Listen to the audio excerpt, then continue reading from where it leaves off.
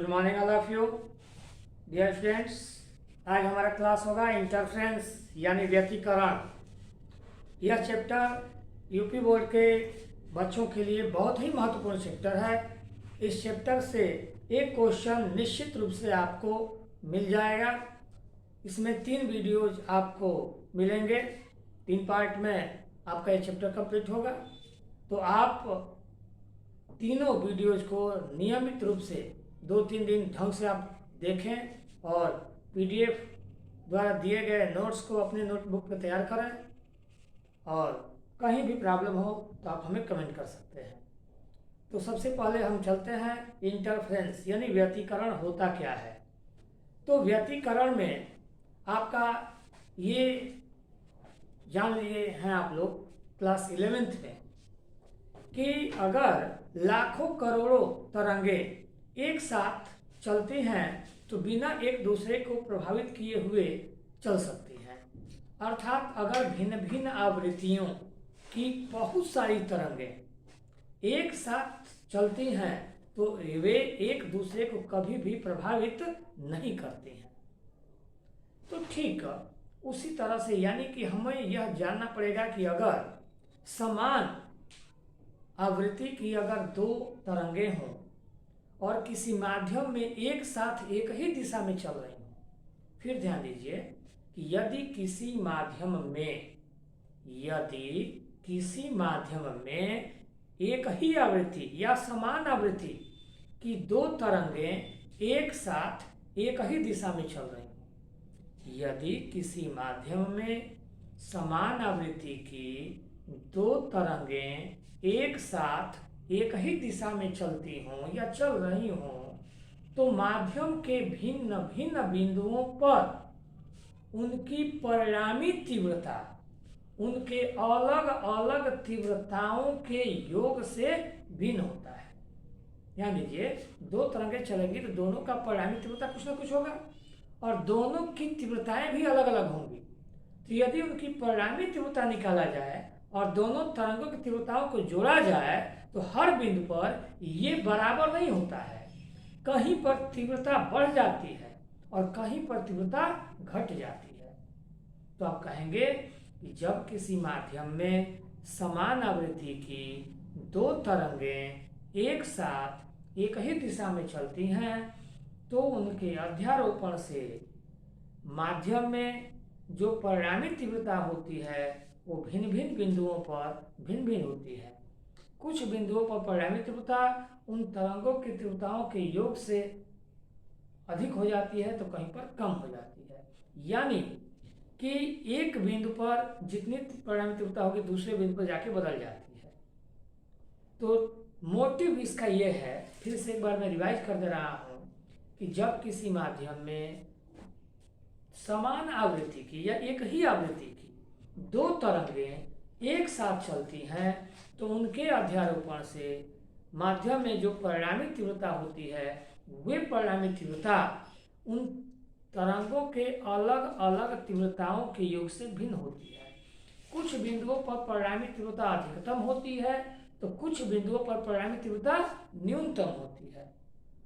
तो जिन बिंदुओं पर परिणामी तीव्रता अधिकतम होती है उसे कहते हैं हम संपोषी व्यतिकरण, और जिन बिंदुओं पर परिणामी तीव्रता न्यूनतम होती है उसे कहते हैं विनाशी व्यतिकरण। यानी कि जब किसी माध्यम में समान आवृत्ति की 2 तरंगें एक साथ एक ही दिशा में चलती हैं तो माध्यम के भिन्न भिन्न बिंदुओं पर परिणामी तीव्रता उन दोनों तरंगों के अलग अलग तीव्रताओं के योग से भिन्न होती है।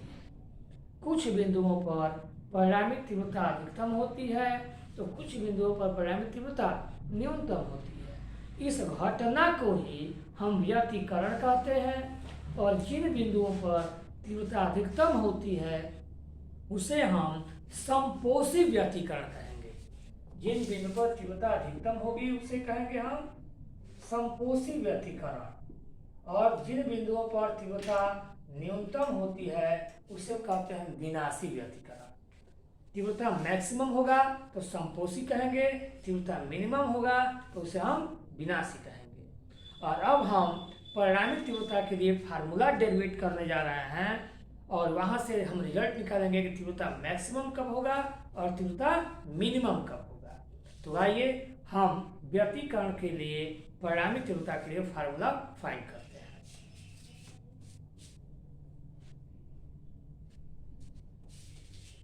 तो हमारा टॉपिक रहेगा परिणामी तीव्रता। तो इसके लिए हम मान लेंगे कि दो तरंगे, हमने दो तरंगों का नाम लिया, तो दो तरंगे हैं जिनकी आवृत्तियां सेम हैं लेकिन आयाम अलग अलग होंगे। तो हम मानते हैं कि माना दो तरंगे जिनकी आवृत्तियां तो समान हैं लेकिन उनके आयाम A1 और A2 हैं। हम यहाँ मान लेंगे कि माना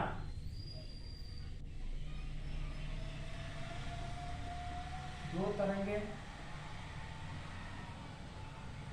जिनकी आवृत्तियां समान है परंतु आयाम A1 व A2 है। यदि इनके विस्थापन y1 व y2 हो तो यहाँ देखिए y1 बराबर A1 साइन ओमेगा टी, ये सरल आवर्त गति का प्रगामीकरण का समीकरण होता है, 11th में आपने पढ़ा है।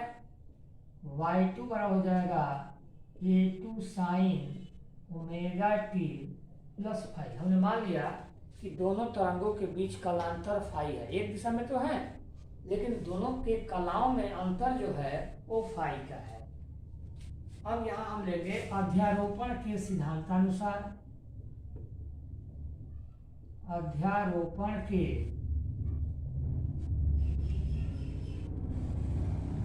सिद्धांतानुसार ये होता है y बराबर y1 प्लस y2। अध्यारोपण का सिद्धांत होता है y बराबर y1 प्लस y2। तो ये y1 y2 की वैल्यू हम रख देंगे, ये हो जाएगा sign omega t plus A2 sine omega t plus five. यहाँ देखिए A1 sign omega t plus A2, यहाँ साइन इसको A मानेंगे इसको B मानेंगे, तो साइन A प्लस B का फार्मूला आपका होगा sine A cos B plus cos A sine B, ऐसा हो जाएगा। अब हम इसको तो ऐसे ही लिख देंगे, इसका ब्रैकेट खोलेंगे, ये हो जाएगा A2 sine omega 2 cos phi plus A2 cos omega t sine phi. यहाँ हम इन दोनों में साइन ओमेगा टी यहाँ पर हम कॉमन ले लेंगे तो बचेगा हमारा A1 plus A2 cos phi, यहाँ हो जाएगा साइन ओमेगा टी कॉमन हो गया, प्लस यहाँ पर हम A2 और साइन फाई को एक साथ ले लेंगे, A2 साइन फाई को एक साथ, बच गया हमारा कास ओमेगा टी, हो जाएगा कास ओमेगा टी। अब यहाँ A1 plus A2 cos phi को हम मान लेंगे R कास थीटा और इसको मान लेंगे R साइन थीटा। लेट यहाँ लिखेंगे A1 plus A2 cos phi equal to R cos theta और ये हो जाएगा A2 साइन फाई बराबर R साइन थीटा। ये इक्वेशन फर्स्ट और ये इक्वेशन सेकेंड, वेयर R को कहते हैं परिणामी आयाम, ये हमारा होता है R परिणामी आयाम। अब यहाँ मान पुट कर दिया जाए तो y को यहाँ लिखेंगे R cos theta sine omega t, यहाँ हो जाएगा R sine theta cos omega t. दोनों में आर कॉमन होगा तो यहाँ हो जाएगा, इसको थोड़ा सजा के लिख देंगे, sine omega t cos theta plus cos omega t sine theta, ये हो जाएगा R sine omega t plus theta. इसका मतलब हुआ कि दोनों तरंगों के अध्यारोपण से जो हमारा परिणामी विस्थापन मिला वो भी सरल आवर्तन ही है। अब यहाँ से हमें कोई मतलब नहीं है, ये तो हमने सिद्ध कर दिया कि दोनों तरंगे सेम तरंगे हैं। अब हमें यहाँ पर इक्वेशन फर्स्ट और इक्वेशन सेकेंड, क्योंकि हमें फाइंड करना है तीव्रता, तो हम यहाँ से इक्वेशन फर्स्ट और सेकेंड को स्क्वायर करेंगे और जोड़ेंगे, वर्ग करेंगे और जोड़ेंगे। तो आइए हम समीकरण 1 तथा 2 को वर्ग करके जोड़ने पर, आइए हम 1 और 2 दोनों को वर्ग करेंगे और दोनों को जोड़ेंगे। तो यहाँ आपका है, यहाँ देखिए a1 plus a2 cos phi और यहाँ है a2 sin फाई, और इस पक्ष को हम लिखते रहे हैं। यहाँ पे देखिए r square cos square theta plus ये r square sine square theta, और अब हम लेफ्ट साइड को लेकर चलेंगे, a1 plus a2 cos phi का square plus a2 sine phi का स्क्वायर। यहाँ देखिए आर स्क्वायर कॉमन होगा तो ब्रैकेट में मिलेगा cos square theta plus sine square theta, और यहाँ a प्लस बी का whole square, a square plus B square plus 2ab लगाएंगे हम, मिलेगा a1 square plus a2 square cos square phi plus 2a1 a2 cos phi, और यहाँ हो जाएगा a2 square sine square phi. यहाँ देखिए cos square theta plus sine square theta की वैल्यू 1 होती है, ये हो जाएगा आपका आर स्क्वायर। यहाँ a1 स्क्वायर को छोड़ देंगे, यहाँ इसमें और इसमें हमारा कॉमन हो जाएगा a2 स्क्वायर, तो sine square phi plus cos square phi, और प्लस ये हो आपका बचा 2a1 a2 cos phi. Sine square phi plus cos square phi की वैल्यू भी 1 हो जाएगी, ये हो जाएगा R square equal to a1 square a2 square 2a1 a2 cos phi. यहाँ से हम आर निकालेंगे तो ये जाएगा root a1 square a2 square 2a1 a2 cos phi. ये हमारा आ गया परिणामी आयाम। a1 पहले तरंग का आयाम है, a2 दूसरे तरंग का आयाम है, फाई दोनों के बीच कला है, और r परिणामी आयाम कहलाता है। तो ये तो आयाम मिला, और हम यह जानते हैं चूंकि यहाँ देखिए साइडवर्ड तीव्रता जो होती है वो आयाम के वर्ग के अनुक्रमानुपाती होती है। ये तरंग सिद्धांत कहता है कि किसी भी तरंग की तीव्रता उसके आयाम के वर्ग के अनुक्रमानुपाती होती है। तो यहाँ से अगर तीव्रता इंटेंसिटी को हम आई से लिखते हैं और आयाम परिणामी आयाम होगा तो आर लिखेंगे, ऐसे लिख सकते हैं। तो यहाँ से आई इक्वल टू के आर स्क्वायर, के इक्वल टू हमारा होता है कांस्टेंट, अचर होता है, इसको ऐसे लिखा जा सकता है। सिमिलरली पहले तरंग के लिए यहाँ लिख सकते हैं I1 बराबर के A1 स्क्वायर और I2 बराबर के A2 स्क्वायर, हम ऐसे लिख सकते हैं। अब यहाँ जरा आइए, यहाँ इसके दोनों पक्षों में हम के से मल्टीप्लाई कर देते हैं। यहाँ इसको लिख सकते हैं के आर स्क्वायर के A1 स्क्वायर के A2 स्क्वायर प्लस यहाँ देखिए 2, यहाँ लिखेंगे रूट के A1 रूट के A2 कास फाई। रूट के यानी कि के हो जाएगा, यहाँ भी के, यहाँ भी के, इधर से के कॉमन होगा, इस के से कट जाएगा, मान में कोई अंतर नहीं आएगा। फायदा हमारा क्या हुआ कि के आर स्क्वायर, देखिए यहाँ पर के आर स्क्वायर की जगह पर हम लिखेंगे आई, के A1 स्क्वायर के जगह पे हमारा जाएगा I1, यहाँ हो जाएगा I2 प्लस 2, यहाँ रूट के और a1 होगा, या लिख सकते हैं रूट में i1 बराबर रूट के a1, और इसी तरह से रूट में i2 बराबर लिख सकते हैं रूट के a2। तो यहाँ हमारा हो जाएगा रूट में i1 i2 और ये हो जाएगा cos फाई। और इस तरह से हमारा ये फार्मूला मिला तीव्रता के रूप में, ये आयाम के रूप में मिला, ये तीव्रता मिला, परिणामी तीव्रता हमारा मिल गया ये।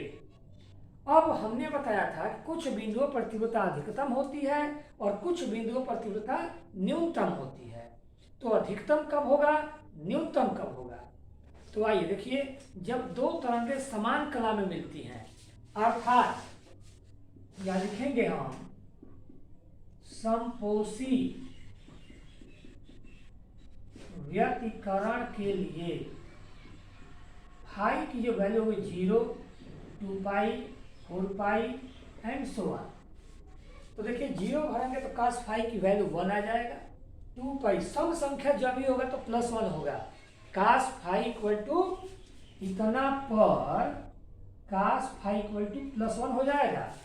तो cos फाई की वैल्यू +1 रखेंगे हम, तो यहाँ पर लिखेंगे आई मैक्सिमम हो जाएगा, ये हो जाएगा i1 plus i2 plus 2 root i1 i2, और इसे आप लिख सकते हैं रूट में i1 प्लस रूट में i2 का होल स्क्वायर, ऐसे लिखा जा सकता है। देखिए इसको a मानेंगे, इसको b मानेंगे, तो a स्क्वायर ये, b स्क्वायर ये, 2ab, देखिए यहाँ पे लिखा गया है, इसे हम इस तरह भी लिख सकते हैं। अब यहाँ रूट i1 की वैल्यू देखिए हमने क्या निकाला है, रूट के a1 और ये रूट के a2 पूरा का स्क्वायर, इसे आप लिख सकते हैं, यहाँ से मिला आई मैक्सिमम इक्वल टू, यहाँ रूट के कॉमन होगा तो के हो जाएगा a1 प्लस a2 का होल स्क्वायर। तो ये मिला हमारा मैक्सिमम इंटेंसिटी यानी अधिकतम तीव्रता, जहाँ पे समपोषी व्यतिकरण बनेगा। Similarly we can show that विनाशी व्यतिकरण। आइए देखते हैं हम लोग, यहाँ पे विनाशी व्यतिकरण के लिए ये हो जाता है phi equal to pi, 3 pi, 5 pi and so on.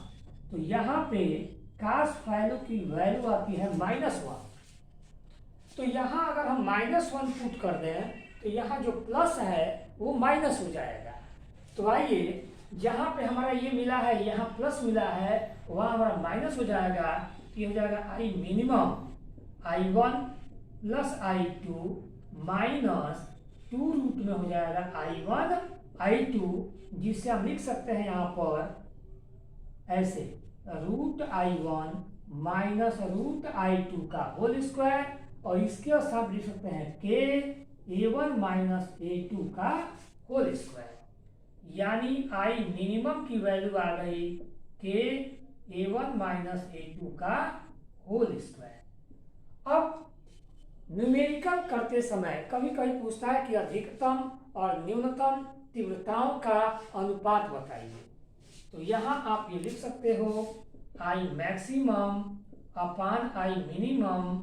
तो वैल्यू देखिए, ये वैल्यू और ये वैल्यू हम पुट कर देंगे तो के से के कट जाएगा, ये मिलेगा a1 प्लस a2 बटा a1 माइनस a2 का होल स्क्वायर, या तीव्रता के रूप में लिखेंगे तो root i1 plus root i2 upon root i1 minus root i2 पूरा का होल स्क्वायर। तो इस तरह से ये हमारा टॉपिक कंप्लीट हुआ परिणामी तीव्रता के लिए। थोड़ा सा लंबा टॉपिक है लेकिन मैथमेटिकल टर्म है, टर्म बाय टर्म आप 1 या 2 बार नोट्स पे तैयार करके करेंगे, कोई प्रॉब्लम आपको नहीं होगी। तो मैं आशा करता हूँ कि आप इसे नोटबुक पे नोट कर लें पहले, उसके बाद तैयार करें और इसका स्क्रीनशॉट ले लें ताकि हम नेक्स्ट क्लास आपका ले सकें।